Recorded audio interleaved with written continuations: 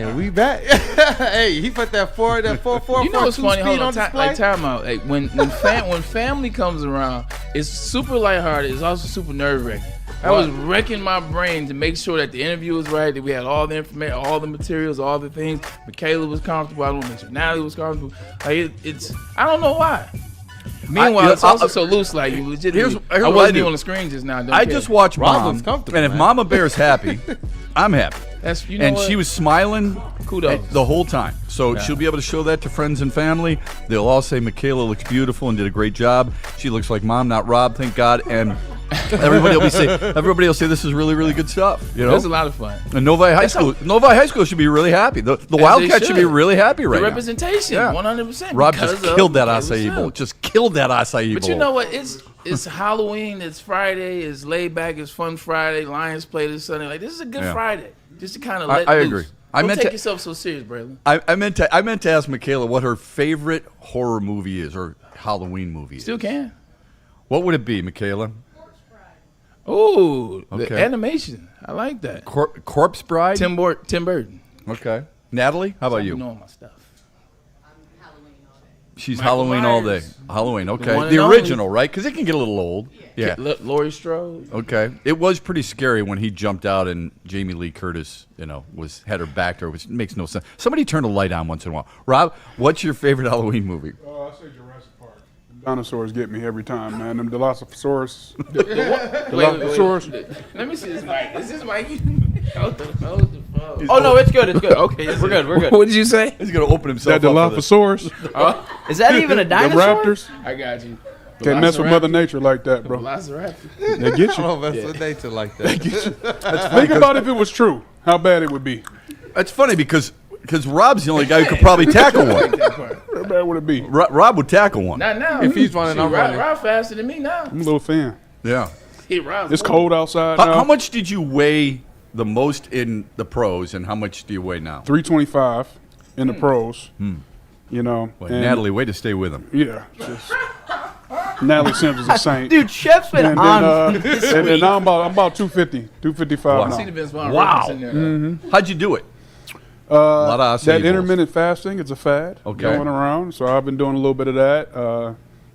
Just trying to eat right, work out, and You look great, man. trying to stick around, man. Like I said, man, I'm 14 years and you're trying to get to 15. I promise you, man. Honest to God, I'm not saying it because he's here. I loved covering this dude. He was a really good guy, always took time, even on a tough day, and there were plenty of them. Oh, yeah. And I've got a microphone and a camera at his office right there, and he's just like, yeah, I'll talk, Well, like Torrey Hunter, he didn't run from it. Yeah. It's not like they welcomed it. And I love Jeff Backus, too, but Jeff Backus gave you answers like, yep, nope. Rob actually gave you a thoughtful answer. Yeah, Appreciate it. Speaking of tough days, I asked Robert about this before we started the show, and then before we do Braylon's breakdown, which technically is going to be Rob's breakdown today, we both lost a teammate.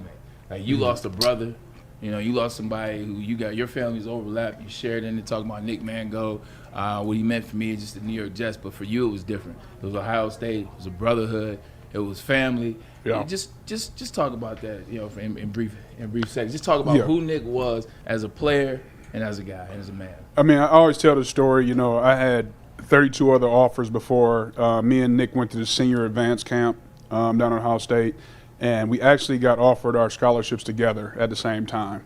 So, that moment from being in a room with him and Coach Tressel and getting the offer coming to Ohio State to me and him both accepting, me and him both being two freshmen that played early and did a whole lot of cool things at Ohio State, man. It's just crazy to see that he's gone, same age, same everything, family man. So definitely makes me, think about, thank God for what I have and my, what he's given me, you know what I mean? And just, hats off to his family, prayers for them. And, Nick was a great guy. It's a great picture, by the way. Isn't it? I love it. This is at 325. Look at that. Speaking of. Yeah, I might have been 333. It was heavy, bro. It was heavy. I got a funny story about Nick. So legitimately, I get traded to the Jets, and I get to the Jets. You know me, I'm a big wideout. Like, I like blocking. Like I went to Michigan, the Big Ten. It comes with the territory. So I'm playing for the Jets now. Scored a touchdown in the first game, Monday Night Football. Nick comes up to me on on Tuesday. He comes up. He said, "Hey, 17, that's a good block." I said, "All right, appreciate it." Yeah. 2 games later, I had another touchdown in the game, but I had another pancake block. comes up to me after Team E. It's a damn good block. It just keeps it moving. So finally, after about 4 times of this, I said, "Are you ever going to talk about the touchdown?" He said, "I can do that." I can't say that HIT, but that's who Nick was, man. Nick had a personality and a sense of humor always. But he would turn that off when it was time to go. Yep. He would turn it off and let people know when it was time to be serious. If guys were messing around too much, or if it wasn't like it was supposed to be, you could tell that Jim Trussell and what he learned in Columbus and even in high school came out of him, man. So I miss him as a teammate, as a brother. I told you a story the other day. He keeps you on task. And that's why he wears that C. Yep. That's why he wore that C on his chest. Yeah. It's a brotherhood that not many people can really relate to or penetrate. The memories that you guys all have 100%. Together. And yours goes back a long way. I mean, those are inspirational and influential memories that you had on him and he had on you, I would guess. Oh, for sure. For sure. I mean, it goes forever. You know, it's funny the stuff you do remember, like every Wednesday, me and him going to get 100 chicken wings and killing them.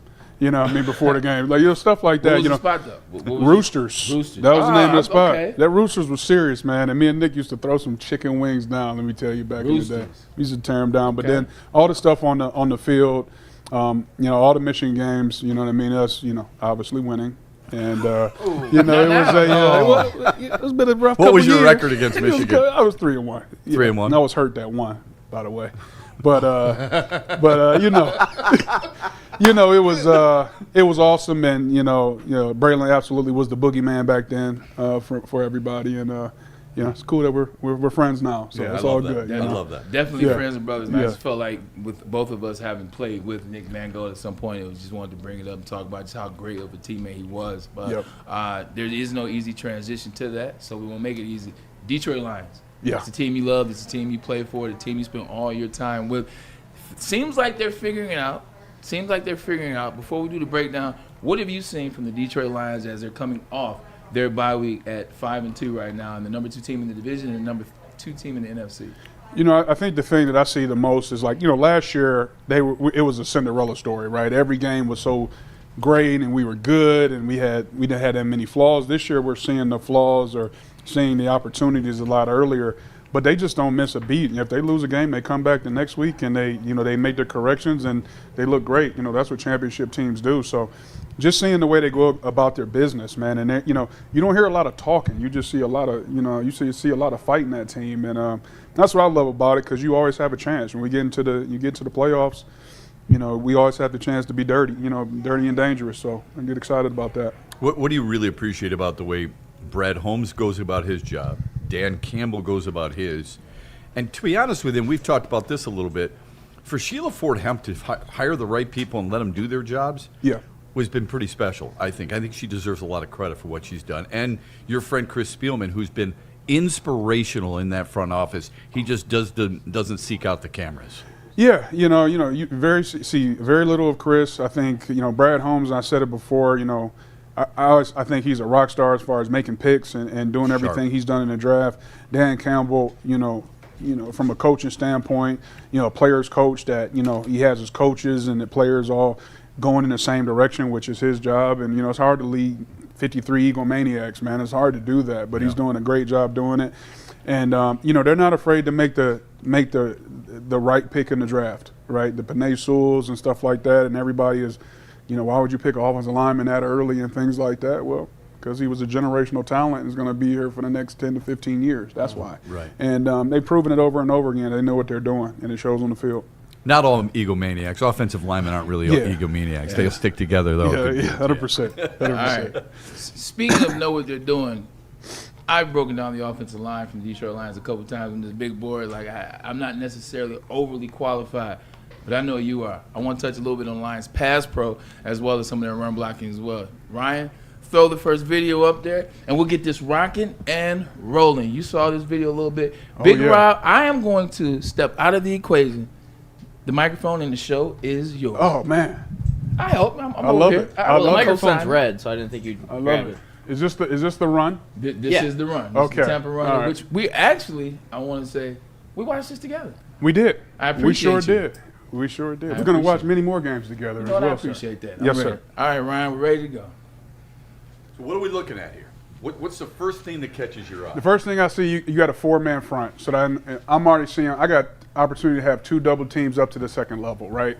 So I've got my right guard and my right tackle working together up to the mic. So let's move you here so Okay. people can see exactly what you're doing. So you can just point. Yeah, to it. I got my right guard and my right tackle working their way up to the mic, and I've got my left guard and my left tackle working their way up to on the strong side here. So you got hat on a hat. You know what I mean? Look, those double teams are hard. But what I've seen here is these guys do double teams better than anybody. They're so well coached. They got a hip to hip. They got hat on a hat, heads up, looking for the second level. And you could see that they've continued to rep this over and over. Man, this is one of those gimme plays right here. This is a layup for this offensive line.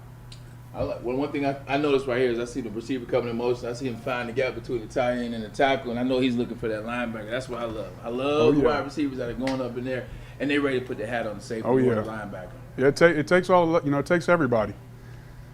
Let's get a play on that, Ryan. What I mean it's just poetry, man. First and foremost, if you notice the running back, you see how he's not moving or looking in the backfield at all. He's running straight. Panay, I'm sure many times in practice, like, hey, you run it right here because I'm going to be able to move my guy right here. And as the play develops, you'll see Panay actually turn that tackle late, which, like that guy makes a lot of money too. 100%. He's a fire-breathing dragon too, but Panay Sewell will put you in your place and has continued to do it over and over and over again. And it makes it really good for the back, man. He can hit it full speed. And we know what the rest. This is beautiful. This is poetry. So that's by design. Way he turns him, that is by design? Yeah, because usually your coach is not going to tell you, hey, turn him like this, right? But Panay, I'm sure, has the ability to do that. He can go up to any lineman and say, I'm going to do it like this. He can tell Gibbs, hey, I'm going to push him right here, I'm going to move him right here, and you just hit up in the hole. See, this is even better. We can see it from the back copy. Now you really can dive into what you're talking about. You can talk about the patience that Jameer has to have. Just go to the point, that patience. If you see Jameer, just look. He knows exactly. Look where his eyes are. He knows exactly where he's going to hit it. And you see Panay, who's telling you the best in the business right now to do this right now. He's the best in the business for sure. Trent Williams is the only other guy I'm saying right now can touch it. But this guy right here is special. Okay. And the fact that they have continued to rep this, where he knows exactly where Panay is going to put his man. Yeah. And he's confident in that. And that's how we get big plays. Mm-hmm. And then you hit play and you just see it. Look at Panay. I'm putting it right there. And there it is. Thing of beauty. What about your position, the guard position? Yeah. What are your, when you look at Panay as a dominant player, but take us through what Ratledge is doing here and what you like about what he's doing. The way I've always thought about playing off as guard, I always felt like I was the bodyguard. I was the bodyguard either to make sure that Rayola or our center was good, or to make sure that Jeff or Riley or whoever else, they made sure they got in their man first. And then I was able to kind of get off and kind of play basketball with the linebackers here. And I think that's what he's doing a really good job. If you run the play, you'll see he's just setting Panay up right here. And as soon as Panay gets on it, it's over with. It's done. It's done. 95, you ain't got a chance. He does a good job sealing that backer. It's an easy block for him at that point. Talk about the offensive line a little bit this year before we go to the next play. Coming into the season, no Kevin Zeitler, no Frank Ragnow, moving over Christian Mahogany to the left guard, moving Darren Glasgow to center, and Tate Ratledge as rookie starter. Talk about from week 1 against Green Bay to what they look like now. What have you seen has been the difference for them coming together? Because right now they're number 3 graded offensive line in the NFL. Yeah, I mean, I think like when you lose your center, you lose your leader. Yeah. Right. So when you lost Ragnow for a little bit, it's going to take a little bit of tinkering to figure that out. He's making the calls. He's getting everybody in the right position. And I think that week 1 is kind of a fluke. It was kind of a game where we needed to get ready and deal with some things. And we did that, but this group has moved around for the last 2 or 3 years in the different positions because of injuries and things like that, so they can play different positions. And they've just continued to gel as the year has gone on. And I think just so well coached more than anything. I mean, you got guys that are not only getting to the right spots, but playing with great technique. 100%. Let's get that next clip, Ryan, if you will. Let's get the pass play. Get a little pass program. Let's get it over here so we can see Rob's face and see exactly where we're going with it. That way, you guys can for sure. For sure. Old State, Michigan, man. This is amazing. I didn't wear any. It's amazing. By the way. You peeped that? I like that. wear Man. no. I don't wear I kept Ohio State to a minimum, just my draw. Just my draw. Facts. It's a draw. You know what? That's really good. Over, or he's got some sort of move that he's thinking. So I'm already on high alert as soon as he comes up, and I'm looking at him while he's far off the ball. Okay. And you know, I'm always you know, those little before the snap keys were always really, really big for me, right? And the more and more you play, the more and more you learn them. And you'll see, I think we got an inside move here. But once again, like I'm talking about being a bodyguard, right? This guy wants to come inside. I'm gonna make sure my center gets on this and give our quarterback a chance to make a throw. So you gonna lean into him on the right side? I'm gonna lean into him. I'm gonna drag my hand. I'm gonna be slow. I'm actually gonna be going straight back instead of out, like you see it. And so I can close the space down for the center to be able to get over there. And I've also got my eye out here on the left tackle, just in case he gets the inside move. Now I can post with my right hand, get my center on, and leak late to help my tackle. Talk about that a little bit. I don't think that's talked about enough as it relates to the guard position, whereas you continually have to help left tackle, you have to help center, and if you're on the other side, vice versa, it's the same thing. You kind of have to watch two different players. I don't think that gets talked about a lot. A lot of times the tackles, it's just this, I'm lined up on one-on-one. Talk about that a little bit. Yeah, I mean, like, you know, like you said, it's all about being able to protect the integrity of the line in general, right? And I think that's part of the guard's responsibility is, you know, I may be helping with my body, making sure my body is close to Doms or close to the center, but my eyes have to be a certain way just in case I need to help somebody over there. So it's constant. You know, I could talk all day about offensive line play just because it literally, man, is poetry to me. You know, how do you punch a 300-pound offensive lineman and keep your eye on somebody else? Violently. It's how you need to do that. You know, you need to punch them very, very violently. Hand placement is everything. You know, just like a boxer is, right? It's not how hard I hit; it's where I hit. Okay. You know, and you know, so just learning them, man. We used to watch an old film called Tunch's Punches. It was this old lineman. Tunch Ilkin came and helped out. Yeah. Man, I used to watch that all the time. You know what I mean? And you know, just those Jim Lachey. Great. I was like, he told me, he was like, you're gonna play in the league a long time. You learn how to punch people. So that's what we did. Back copy. This is exactly what you were talking about. Look how wide he is. There's something going on. Lo and behold, he wants to press me on my hand side. Okay. But I did a great job squaring him up. My center's ready. So I'm good over here. I got my other guys one-on-ones over here. And I don't know who this poor guy is, but he's going to lose. Very fair. Just speaking of Panay, as you watch this play where Jared has time, and when Jared has time, these are the kind of things that he can do. He's the best play-action quarterback over the last 3 years in the NFL.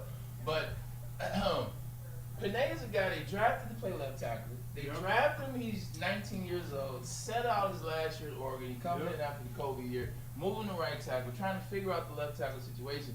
And now he's the best right tackle league, best lineman in the NFL. Correct. What does that process look like for Panay to go from, should we have drafted him? Is he going to be a right tackle?